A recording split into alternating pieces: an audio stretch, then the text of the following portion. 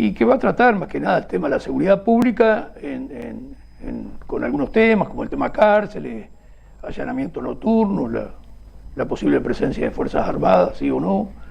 Y después, la tercera y última parte del programa, vamos a enfocarnos en lo referido al plebiscito por la seguridad social. Y Juan Cereta ahora se va a presentar un poco, y entre otras cosas quizás hable mínimamente del trabajo de extensión universitaria, que usted es un poco responsable, ¿no? Sí, soy responsable de la unidad de extensión de la Facultad de Derecho de la Universidad de la República, que es la oficina que coordina un poco las actividades de extensión de toda la Facultad de Derecho de la universidad. Y bueno, y además he estado involucrado en actividades de extensión desde siempre, porque yo ingresé como docente en el consultorio jurídico de la Facultad de Derecho hace ya más de 20 años. Porque ese consultorio jurídico es parte de ese trabajo de extensión universitaria, que quiere decir la universidad, digamos, estando inserta en la sociedad. Recordemos que las tres funciones universitarias de la Universidad de la República son la enseñanza, la investigación y la extensión. La enseñanza, bueno, por supuesto, es lo más fácil de explicar.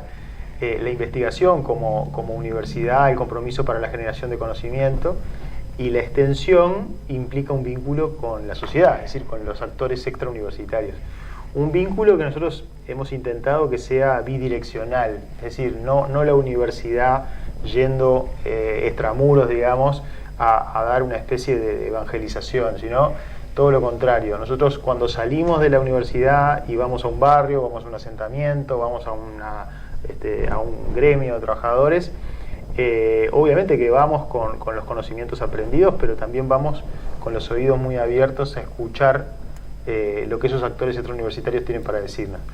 Y ese diálogo, como decía, muchas veces nos interpela, nos pone en duda, nos cuestiona los conocimientos que traemos desde el aula, y ese ida y vuelta es un mecanismo muy, muy útil, a mi juicio, en el proceso de aprendizaje. Es decir, mis estudiantes, por poner un ejemplo, si nosotros vamos ¿Y de qué cantidad de gente más o menos está compuesto, digamos, el grupo, y si está dividido en distintas tareas o no, bueno, distintos perfiles, digamos? Fíjese usted que lo que le decía recién, si yo tengo que dar en clase Derecho a la Vivienda y lo hago luego de haber recorrido un asentamiento con mis estudiantes, evidentemente vamos a hablar distinto, vamos a leer distinta el artículo de la Porque ustedes estuvieron relacionados con las dos ocupaciones que se han producido allá en Santa Catalina, por ejemplo, que ha tenido muchas dificultades esa gente, ¿no? Sí, en Santa Catalina, en Casaballe, en varios lugares.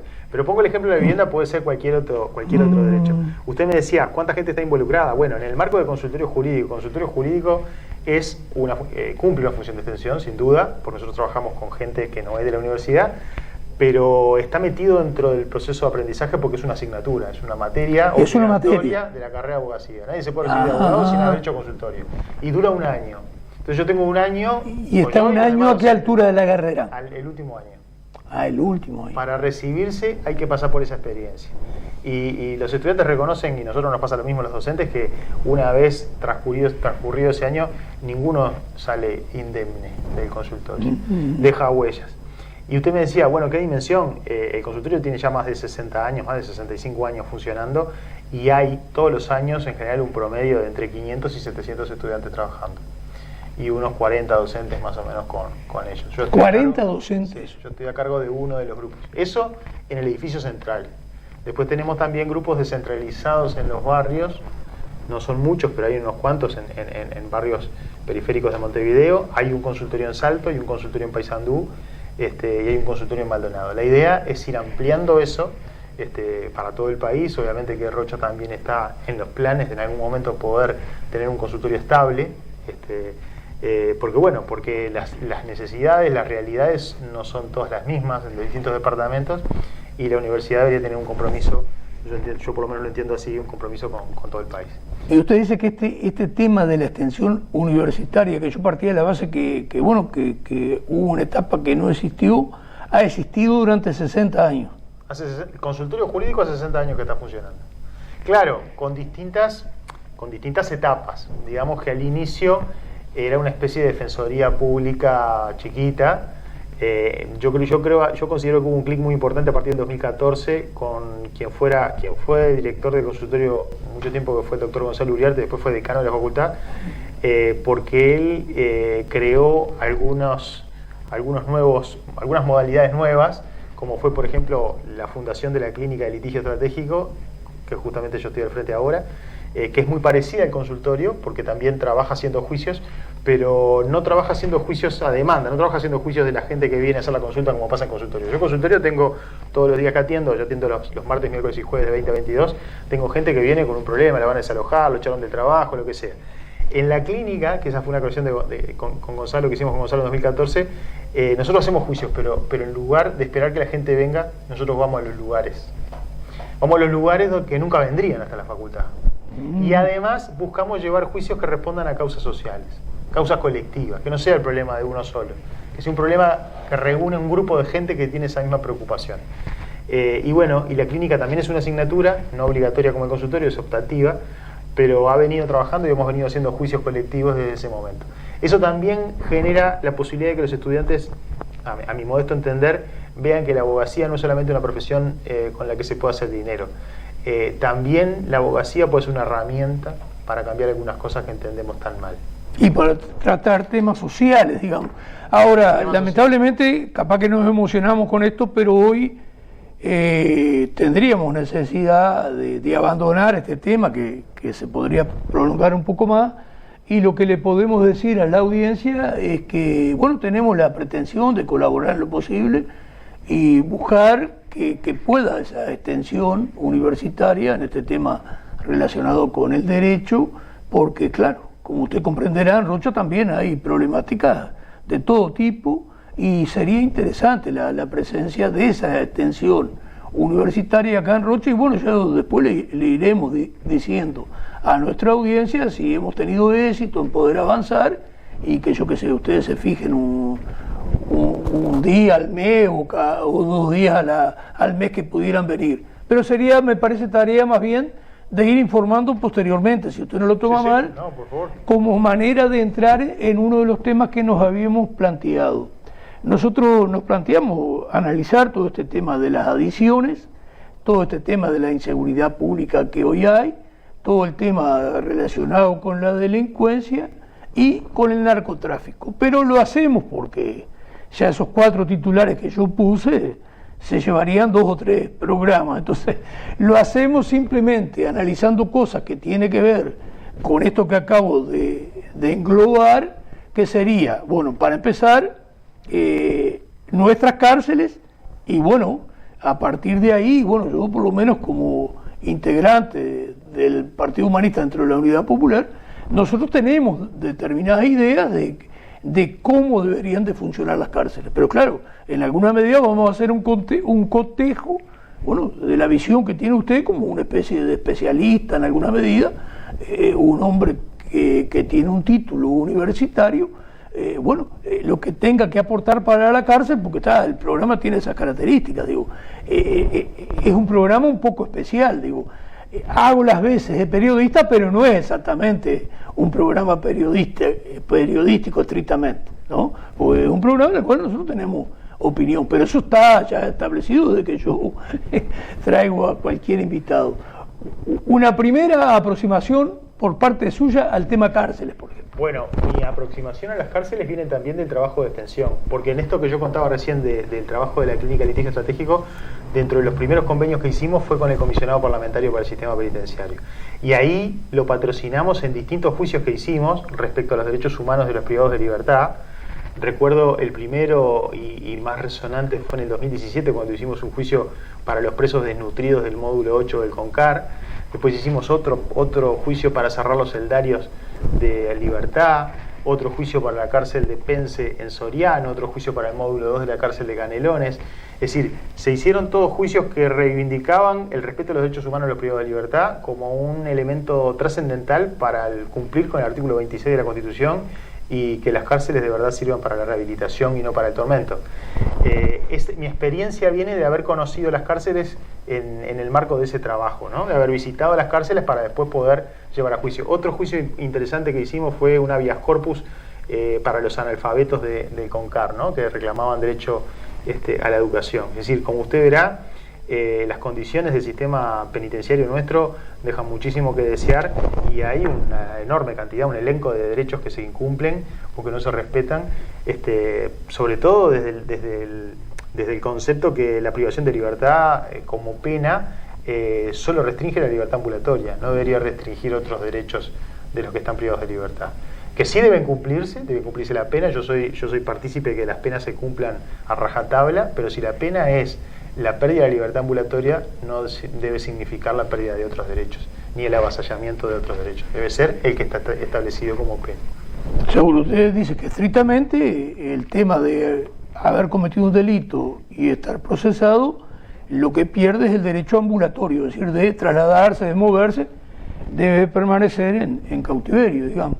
Y nosotros, una primera cuestión que es una visión nuestra desde el partido que pertenecemos, a nosotros nos duele especialmente una actitud de clase que hay con respecto a la forma en que se trata al preso y especialmente al preso pobre y joven, que es la inmensa mayoría de los que están en la cárcel. Es decir, nuestras cárceles están llenas de jóvenes pobres. Pobres, sí, Jóvenes pobres y adictos. Sí, también es agregado que, bueno, en el caso de la adicción se habla de que llega a un 80-90%. Sí, pero no es casualidad, ¿eh? Si usted mira en los últimos 20 años, el único delito que se eliminó de nuestro sistema penal, ¿sabe cuál fue? No. La insolvencia societaria fraudulenta. ¿Y eso qué significaría? Eso significa el que constituye una sociedad para generar una estafa. Es el delito por el que fueron procesados y penados los hermanos Peirano.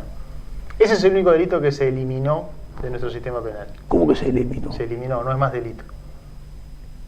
Pero justamente, es cierto, digo, los Peiranos, el tema con ellos pasó en que en última instancia no asumieron... ellos utilizaron una sociedad anónima para generar un fraude. Sí. Eso ya no es más delito en el Uruguay. Es el único delito que se eliminó en los últimos 20 años. ¿Y eso cuándo se eliminó? Todo lo demás que pasó fueron creación de delitos. No recuerdo el año exactamente, pero en el gobierno anterior.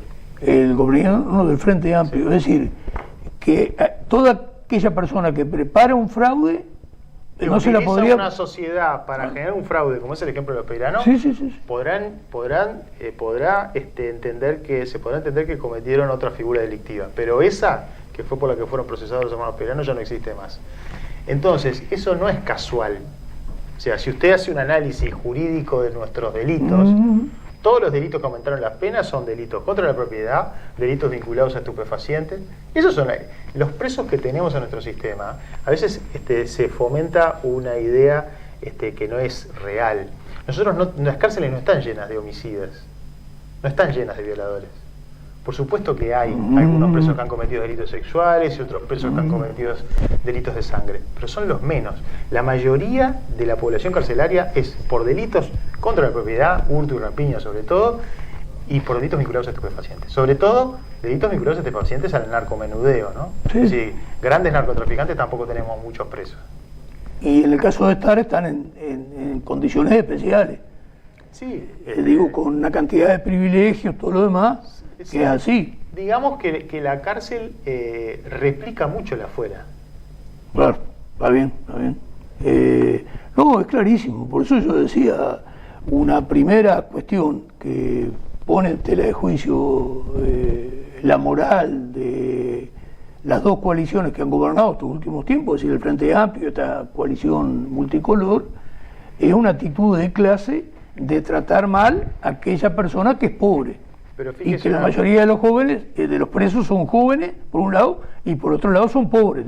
Tienen las dos condiciones. Fíjese una cosa, ese juicio de habeas corpus que yo le decía hicimos en el 2019, refería a 26 muchachos entre 18 y 22 años que no sabían leer ni escribir.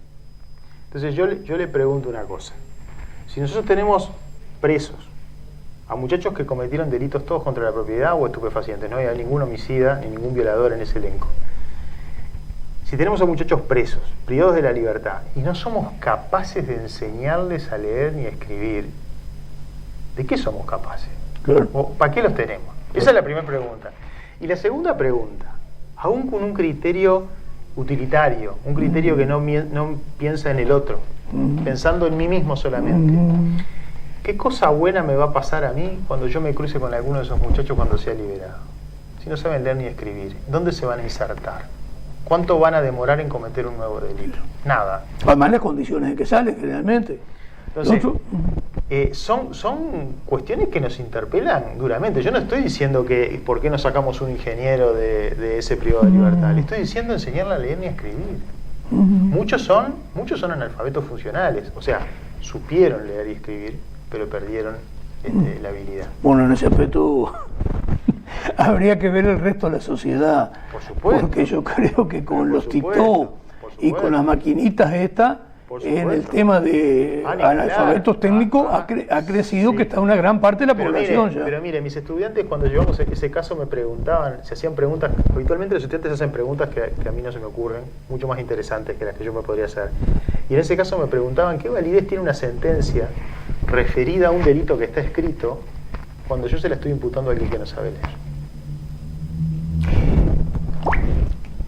Usted dice que una sentencia, por ejemplo, ¿de qué tipo, dice usted? No, yo lo que le digo es que esos presos necesitaban de otro preso que les leyera una carta, que les leyera los carteles, porque no sabe lo que dice.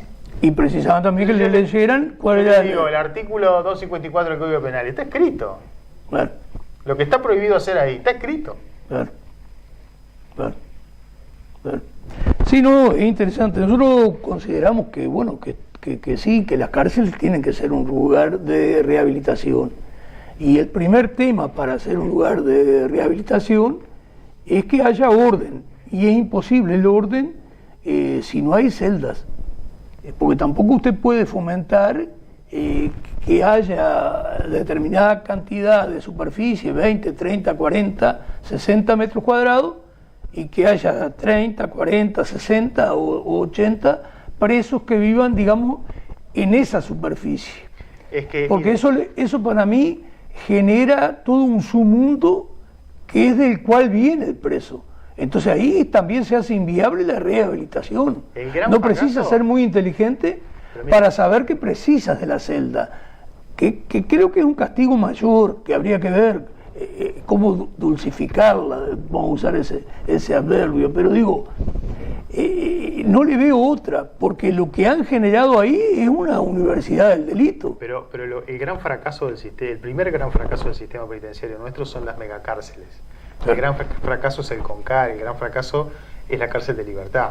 Seguramente, y me consta que hay algunas cárceles del interior que son pequeñas, que son manejables, donde el director conoce a los presos, saben qué problemática tuvieron, por qué cayeron ahí, que funcionan muchísimo mejor. Claro. Y que las posibilidades de rehabilitación son mucho más altas que las que puede haber en una mega cárcel de 4.000 presos o de 5.000 presos donde hay 20 por celda.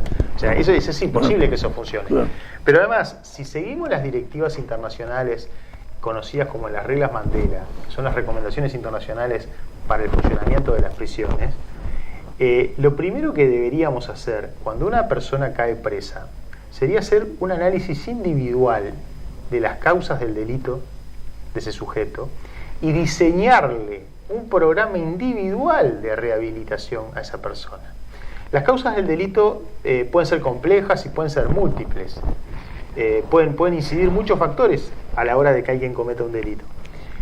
Lo primero que tenemos que hacer es entender por qué pasó, o tratar de entenderlo, y después proponerle a esa persona salir de ese rumbo, cambiar ese camino. Eso debería hacerse con un diagnóstico individual y con un tratamiento individual, porque las causas son todas distintas.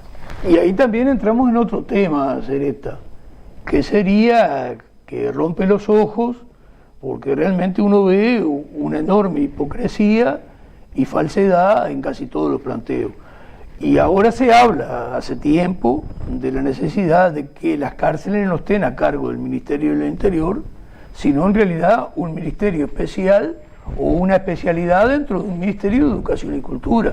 Porque si usted plantea una rehabilitación, allí debería haber docentes, que inclusive pueden incluir expresos que están rehabilitados y que en alguna medida a partir de su propia experiencia de vida quieren ayudar a que otros no sigan por el camino de él, y que él hoy es una persona rehabilitada. Pienso yo que parte de esos colaboradores, de esos docentes, son expresos que les interesa porque tienen una afinidad con toda la persona presa, y bueno, pero sería un Ministerio de Cultura, eso es bastante claro, porque no es una gente especializada, la gente que está en el Ministerio del Interior, que es una parte represiva, aparte de todo lo que sabemos hoy que ocurre, ¿no? Que ya... Sí, o sea, la primera medida, si uno quiere cambiar el paradigma construido hasta ahora, es invadir las cárceles de educadores, ¿no? O sea, yo no digo que haya que menospreciar la seguridad, por supuesto que las cárceles tienen que ser seguras, pero la seguridad es un elemento. El elemento que puede cambiar el destino de esas personas es llenarlas de educadores, no hay otra manera. Claro. Y tenemos algunos ejemplos, en el Uruguay, no hay que ir a buscar a Suecia ni a Finlandia, tenemos algunos ejemplos muy concretos, con poco presupuesto, pero con mucha imaginación, como fue durante mucho tiempo la cárcel número 6 de Punta de Rieles, Montevideo, que funcionó con ese criterio educativo. Es cierto que los presos que calificaban para ir a Punta de Rieles no eran los de mayor peligrosidad, pero hoy, como usted dice, los que no son de mayor peligrosidad están con los que son de mayor, y por lo tanto nada se rehabilita de la nada. Yo reconozco muchísimo el trabajo que Parodi hizo mientras estuvo en Luis Parodi. Parodi fue el director de la cárcel número 6 durante muchos años. La de Punta Rieles. La de Punta Rieles vieja, porque ahora en Punta Rieles tenemos dos, la vieja y la nueva, la privada. Capaz que ahí tiene que aclararme, no solo a mí, sino a la audiencia, porque nosotros más bien relacionamos de estos últimos tiempos la cárcel de Punta Rieles, que es la más nueva que la privada. Claro, es decir, hubo una cárcel vieja que no era privada. Hay dos cárceles en Punta Rieles. La unidad número 1, que es la participación público-privada, una cárcel privatizada, ese es otro gran tema, ¿no? Un peligro, porque cuando la cárcel se transforma en una especie de negocio, claro. Bueno, todo conspira contra cuestiones transparentes. Esa es la que, si uno la ve toda nueva, diseño tipo norteamericano, con grandes vallados, con puertas automáticas, etc. Pero pegado a esa está la vieja número 6, una cárcel que parece que se cae a pedazos, parece un cantegril, parece un asentamiento más que una cárcel. En la número 6, durante mucho tiempo, estuvo al frente Luis Parodi, un educador. Luis Parodi, en esa cárcel de Punta de Rieles, creó talleres, panaderías, un montón era una pequeña ciudad donde aquellos presos que realmente... Porque en realidad había cierta cantidad grande de presos igual ahí, ¿no? Sí, no la monstruosidad de... pero cerca de 1000 quizás. Cerca de 1000 presos que se habían ganado el derecho a estar ahí y que se integraban en procesos de rehabilitación. La rehabilitación ni siquiera ahí es del 100%, eso está clarísimo, pero hay muchos que pueden rehabilitarse. Ahí había gente, yo ahí fui a dar clase, preparar para dar exámenes de la Facultad de Derecho. Ahí había gente que estudiaba un oficio. Ahí la convivencia, el nivel de violencia era infinitamente menor que lo que se vive hoy en las cárceles grandes. Sí. Todo eso se logró, no con mucho presupuesto, porque ahí lo que sobraba no era plata. Sí sobraba voluntad, ganas de trabajar y una manera de encarar las cosas diferente, ¿no? Ver en cada persona una oportunidad. Que no van a ser exitosos 100%, seguro, pero no podemos rendirnos antes de empezar. Y eso Parodi, una persona formada en el ámbito de la educación, lo llevó adelante con un éxito tremendo. ¿Era profesor? Sí, era educador, pedagogo. Parodi se exilió durante la dictadura en Francia y se licenció como pedagogo. Y bueno, y después lo apasionaba el tema penitenciario y trabajó mucho tiempo dirigiendo esa cárcel. Después fue relevado cuando cambió la administración, o incluso creo que un poco antes de que cambiara la administración. Y bueno, hoy es asesor honorario del comisionado parlamentario. De Miguel Petit. Hay un tema, este tema veo que le vamos a tener que hacer una parte al tema cárceles en la segunda parte, porque estamos por hacer el corte comercial. Nosotros tenemos algunas ideas y nos damos cuenta que inclusive meter una de las ideas que nosotros tenemos es un poco forzado, pero creo que vale la pena. Yo creo que se gasta mucho dinero y mucho personal en vigilancia que se puede ahorrar. Es decir, hoy hay sistemas de automatización que permitirían no gastar en tanto personal de vigilancia. Es decir, hoy es posible tener y fácilmente tener puertas que se manejan, digamos, automáticamente. Se puede poner un primer pasillo para que si tú tienes que trasladar un preso, porque las prevenciones tienen que haber en todo sentido, por eso las celdas también, para evitar que haya cortes, para evitar que haya celulares y para evitar que haya gente asesinada también, porque tenemos un porcentaje alto de muertes por año. Entonces, este tema de la automatización, medio forzado lo meto, porque yo creo que es imprescindible reducir determinados gastos. Esos gastos, viste, que te hablan que cada preso está costando al Ministerio del Interior por un funcionamiento y que además los propios policías están en pésimas condiciones, porque no resuelve tampoco nada. Sí, pero yo lo que el matiz que tengo con eso es que entre el 2011 y el 2019 se hizo un gasto muy importante en infraestructura, se aumentaron las plazas, claro, después hubo una explosión de cantidad de privadas de libertad enorme, ¿no? Estábamos por encima de los 15.000, pero yo creo que lo importante conceptualmente es no pensar que mejorando la infraestructura solamente es un punto, cambia la cárcel. Es un punto. Pero, por supuesto, pero precisamos recursos. Hay que invertir en las personas. No, claro, pero a ver si me entiende. Usted está invirtiendo, según Dan, entre otras cosas, que es una información, por eso te digo, este tema no lo estamos ni siquiera abordando toda la vastedad que tiene. Sí. Pero le largan a la población el hecho de que cada preso está costando unos 40.000, 41.000 pesos, $1.000, su atención por mes. Entonces la gente dice, no, pero no. Bueno, mire qué interesante. Por eso digo que se hace necesario un achique, y hoy hay sistemas de automatización que dan una mejor seguridad, dan un mejor traslado, no hay problema, y la presencia de celdas, porque eso no costaría nada al país. El país está en condiciones de proporcionar eso. Y además, que lo que hay que pensar, usted metió solo un tema, por eso digo, es de una vastedad enorme. Usted metió el tema de la importancia que tiene que las cárceles sean chicas, ahí coincido totalmente. Y lo otro que hay que buscar es que las cárceles estén lo más cerca posible del centro poblado y de donde el preso proviene. Totalmente. Hoy tenemos presos de Rivera, y después el hecho de que tenga superficie que lo rodee, es decir, que haya campo, porque es una de las cuestiones, y bueno, y después se verá algún cerco perimetral y eso, porque en última instancia tiene que haber seguridad. Ahora, la celda elimina toda la universidad del delito, ahorrar plata en la celda es plata para la docencia, porque digo, en ese aspecto capaz que estamos equivocados andar pensando estas cosas, pero los recursos, como dicen siempre el cuento, son finitos. Yo creo que no son finitos en cuanto que se pueden hacer las celdas, porque acá sobra capacidad para poder hacer celdas. Eso de los recursos finitos. Sí, daría para después. Vamos a hacer una cosa, vamos a hacer un corte. Vamos a hacer un cortecito y lamentablemente vamos a tener que seguir un poco más con el tema cárcel. Bueno, Homero, pasaríamos la primera propaganda con el Partido Humanista empezando. Alcánceme el cosoquel por si quiere agua. Bueno, ese es el logo del Partido Humanista y ese número 1969 es la lista del Partido Humanista que está dentro de la Unidad Popular, y bueno, que nosotros tenemos la esperanza que usted en octubre de este año nos acompañe para hacer crecer la Unidad Popular, y bueno, que la gente escuche otro tipo de planteos a partir de la presencia del Partido Humanista y de la Unidad Popular en el Parlamento uruguayo. No sé si quiere tomar o no. No, estoy bien. ¿No? Póngaselo por allá por la duda. Gracias.